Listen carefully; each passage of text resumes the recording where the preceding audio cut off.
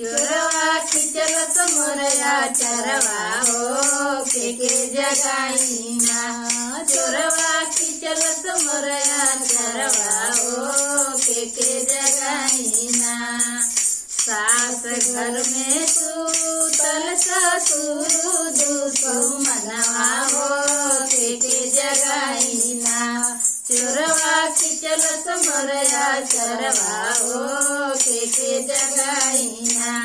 चोरवा खिचलत मोरया चरवा हो के जगाईना।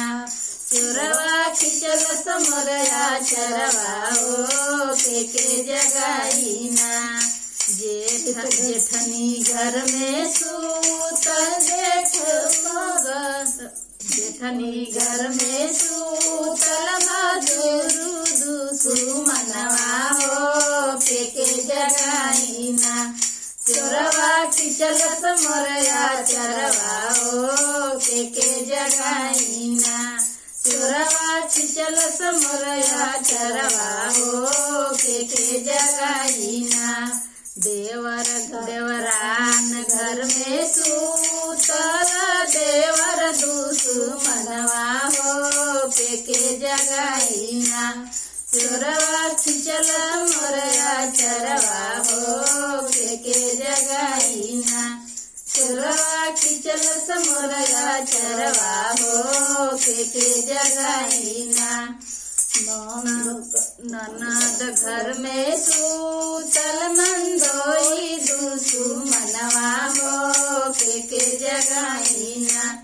चोरवा खिचलत मोरया चरवा हो के जगाईना। चोरवा खिचलत मोरया चरवा हो के जगाईना। चोरवा खिचलत मोरया चरवा हो के जगाईना। फुआ घर में सूतल फूफा दुश्मनवा हो के जगाईना। चोरवा खिचलत मोरया चरवा हो के जगाईना। चोरवा खिचलत मोरया चरवा हो के जगाईना।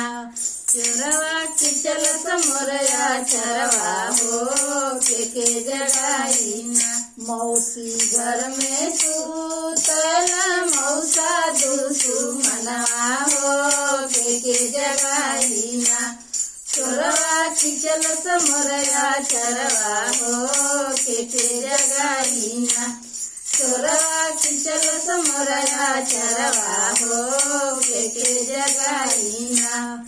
चोरवा खिचलत मोरया चरवा हो के जगाईना। मामी घर में सूतल मामा दुश्मनवा हो के जगाईना।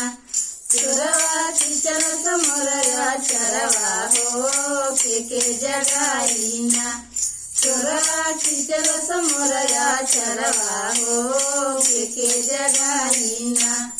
नानी घर में सूतल नाना दुश्मनवा हो के जगाईना।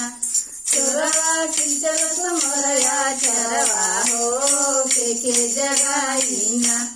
चोरवा खिचलत मोरया चरवा हो के जगाईना। आजी घर में सूतल बाबा दुश्मनवा हो के जगाईना। चोरवा खिचलत मोरया चरवा हो के जगाईना।